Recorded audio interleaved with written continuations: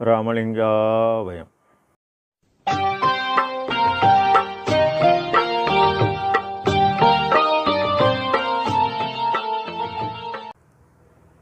அருட்பெரும் ஜோதி அருட்பெரும் ஜோதி தனிப்பெரும் கருணை அருட்பெரும் ஜோதி எல்லா உயிர்களும் இன்புற்று வாழ்க, வள்ளல் மலரடி வாழ்க வாழ்க. திருச்சிற்றம்பலம். அருட்பெருஞ்சுதி ஆண்டவரின் பரிபூரண அருளை பெற்ற சிதம்பரம் ராமலிங்க சுவாமிகளின் திருவருளை மனமொழிமையால் போற்றி பணிகின்றேன் தயவுடன். நாம் செய்த செயலின் நுழைவாக இன்பதுன்ப அனுபவங்கள் யாவும் வந்து கொண்டே உள்ளது. அப்படி வருகின்ற துன்பம் யாவும் பொறுத்து எல்லா உயிரும் இன்பமாக வாழ எண்ணி நாம் செயல்பட்டாலே நமக்கு ஆன்மலாபம் கூடும். நம் பெருமான் சிவானந்தப்பட்டு என்ற தலைப்பில் 9வது பாடலில் கற்றேன் சிற்றம்பல கல்வியை கற்று கருணை நெறி உற்றேன், எக்காலமும் சாகாமல் ஓங்கும் ஒளிவடிவம் பெற்றேன், உயர்நிலை பெற்றேன், உலகில் பிற நிலையை பற்றேன், சிவானந்த பற்றே என் பற்றென பற்றினேனே என இப்பாடலை பதிவு செய்கின்றார்.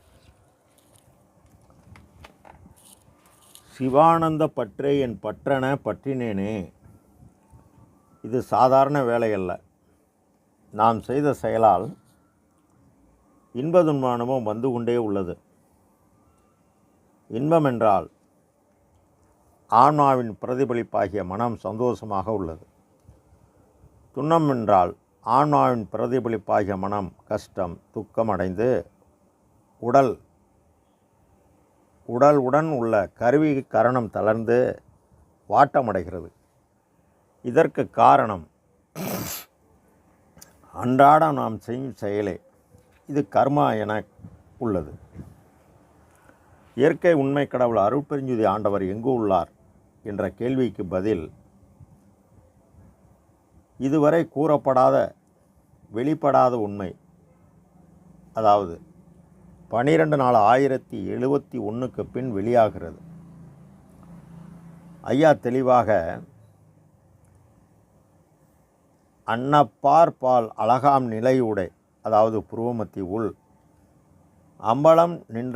அம்பலம் செய்து நின்றாடும் அழகர் கடவுள் துண்ண பார்த்து அனுபவிக்க என் உயிர் தோழியும் மனமும் நானும் ஆன்மாவும் சூதாடுகின்ற சூழலில் வந்தே ஆக இறை அனுபவம் பெற உன்னை பார்த்து உன்னுள்ளே என்னை பாராதே ஊரை பார்த்து ஓடி உழல்கின்ற பெண்ணே என பாடலை பதிவு செய்கின்றார்.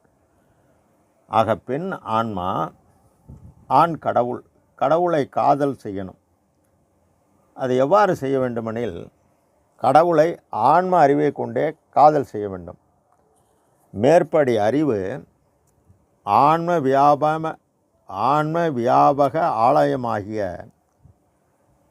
இந்த தேகத்தில் காரியப்படுகிறது. இதனை மகரிஷி உள்ளம் பெருங்கோயில் ஊனுடம்பு ஆலயம் என்பார். உள்ளே கடவுள் உள்ளார். நாம் தாம் கடந்து நம் உள் கடவுளை காண வேண்டும். ஆன்ம அறிவு எனும் ஆன்ம ஒளி இயக்க காட்டின் இயக்கமாக்கிய ஜீவன் ஜீவித்து வாழ்கிறது. அப்படி ஜீவித்து வாழும் பொழுது உயிரில் நின்று உடல் கருவி கரணம் யாவும் இயங்குகிறது. அதனால்தான் ஆன்ம வியாபக மனித தேகத்தில் கடவுள் காரியப்படுவது உத்தமம் என உரைநட பகுதி 370 பதிவு செய்கிறார். இயற்கை உண்மை கடவுள் எங்கு உள்ளார் என்ற கேள்விக்கு உன்னுள்ளே உள்ளார் என்பதே பதில்.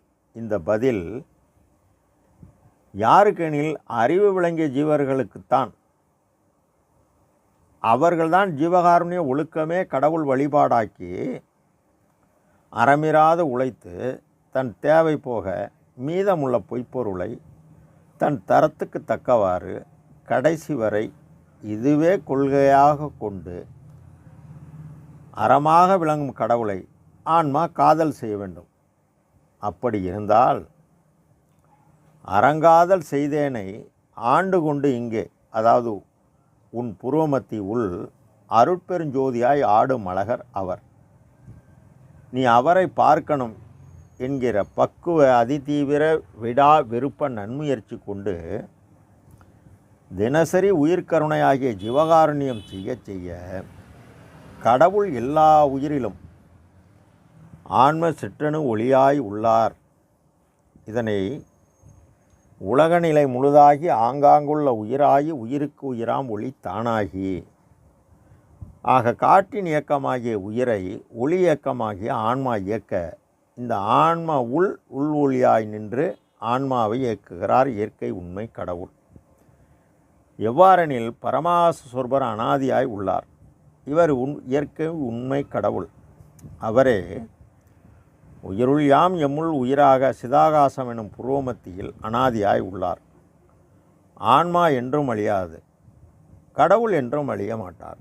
அதுபோல் நாம் கடவுள் நிலையறிந்து அம்மயமாகும் வரை பாடுபட்டே ஆக வேண்டும். இதனை இலகு சிதகசமாய் பரமகாச இயல்பி இணை ஒன்றும் இல்லாததாய் என்பார் மகாதேவ மாலை. ஆக ஜீவகாருண்ய ஒழுக்கமே கடவுள் வழிபாடாக காரணம் இறைவன் எல்லா உயிரிலும் உள்ளார். எல்லா உயிருக்கும் இறைவனால் வழங்கப்பட்ட உபகார கருவி பசி. பிற உயிரின் முதல் துன்பமாகிய பசியை நீக்கி அந்த உயிரில் கடவுள் உள்ளார். அவரை காப்பாற்றினால் கடவுளை காப்பாற்றியதுக்கு சமம் தானே. அப்போ அந்த கடவுள் நமது பரோபகாரத்தால் ஆற்றல் கூட அவர் நம்முள் உள்ள ஆன்மாவை விளக்கம் செய்கிறார். சி என்பது பேரொளி, பேரறிவு, அதாவது சிகரம், அருள். எல்லாம் உடையவர், எல்லாம் ஆனவர், எல்லாம் அல்லவர், ஆனால் எல்லாம் அல்லாதவராய் எல்லாவற்றையும் இயக்கும் பேரொளியாக பரமாகாச சொர்பராக இறைவன் உள்ளார். நம் பெருமான் அண்டத்தில் உள்ளது யாவும் பிண்டத்தில் என்பார். சிகரம் பிண்டத்தில் அகரமாகிய எஞ்சான் உடலில் தலை உள் புருவமத்தியில் ஆன்ம சிற்றணு ஒளிக்குள் ஒளியாய் உள்ளார். ஆன்மா ஒன்றும் இல்லாதது, இருள் கூடியது. வகரம் அனாதியான வெளியில் தடையற்ற இயக்கமாக பேராற்றலாக தனி சுகம் இயக்க தனி சக்தி இயங்குகிறது. இதுவே பிண்டத்தில் உகரமாக ஆன்ம ஒளி இயக்க ஜீவன் இயங்குகிறது. இந்த மனம், எண்ணம், நினைப்பு, செயல் யாவும் காற்றின் இயக்கம். இந்த காற்றின் இயக்கம் ஜீவகாருண்யம் செய்து உகரம் ஒளி இயக்கமாகிய ஆன்மா அறிவுடன் கூடணும். அப்போ அகரமாகிய ஆன்மா உகரமாகிய மனதில் செயல்பட்டு ஜீவதேவு செய்ய செய்ய அழியா சிகரமாகிய பரமசொர்வராகிய பரமாகாச சொர்பராகிய சிகரத்தின் நாம் செய்த பரோபகாரத்தால் அருள் கூடி உபகார சக்தி உதவ இறைவனின் அருள் ஒளி நம்முடைய ஆன்மொழியுடன் கூட வகரமும் சிகரமும் நம்முடன் சூழ்ந்ததால் அழியா நிலையாகிய பேரின்ப வாழ்வு. அதனால்தான் சிவானந்த பற்றே என் பற்றென பற்றினேனே என்கின்றார். உலகியற் கல்வியால் கற்கும் அறிவு செயற்கை அறிவு. பிறக்கும் போதே நாம் முன் செய்த செயலுக்கு ஏற்ப ஆன்ம அறிவுடன் திகழ்வோம். இது உண்மையான இயற்கை அறிவு. இந்த ஆன்ம அறிவு இயற்கை குணம் தயவு.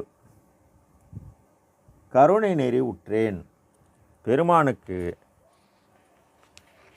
இறைவனுக்கு எவ்வளவு கருணை உள்ளதோ அவ்வளவு கருணை வழங்கிதான் இறைவனை பெருமானை வருவிக்க உற்றார்.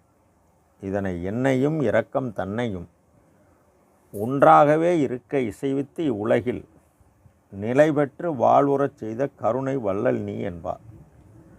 இதிலிருந்து நாம் தான் விளங்கி கொள்ள வேண்டும். அதனால் அவர் வடிவே இரக்கமே வடிவாக இருந்ததால் அருள் என்பது கடவுள் தயவு. அருளே நம்மியல், அதாவது தயவுகள். இந்த தயவுகளை பற்றி பிற உயிரின் முதல் துன்பமாகிய பசியை போக்க போக்க உனக்கு எனைத்தும் துன்பிலா இயலாகிய தயவு நெறியில் நீ பாடுபட எண்ணியது அனைத்தும் தருவார் இயற்கை உண்மை கடவுள். அப்போ அருளே நம் வடிவாக மாறணும். கடவுள் மனம் கடந்து ஆழ்மான் என்ற பெருமானை அருள்ஜு தெய்வம் ஆண்டு கொண்டது. காரணம், அறங்காதல் செய்தேனே ஆண்டு கொண்டு இங்கு புருவமத்தியில் அருட்பெருஞ்சோதியாய் ஆடும் அழகர். இவருள் அவர் ஆடியதால் ஈரமும் அன்பும் கொண்டு சிறிய தேவை கொண்டு பெரிய தேவை பெற்றதால் கடவுள் நிலையறிந்த அம்மையமாகி என்மார்க்கம் இரவாத சன்மார்க்கம் என்கின்றார் ஐயா. கற்றேன் சிற்றம்பல கல்வியை. இதனை அடுத்த பதிவில் பார்ப்போம். ராமலிங்கா அபயம். திருச்சிற்றம்பலம்.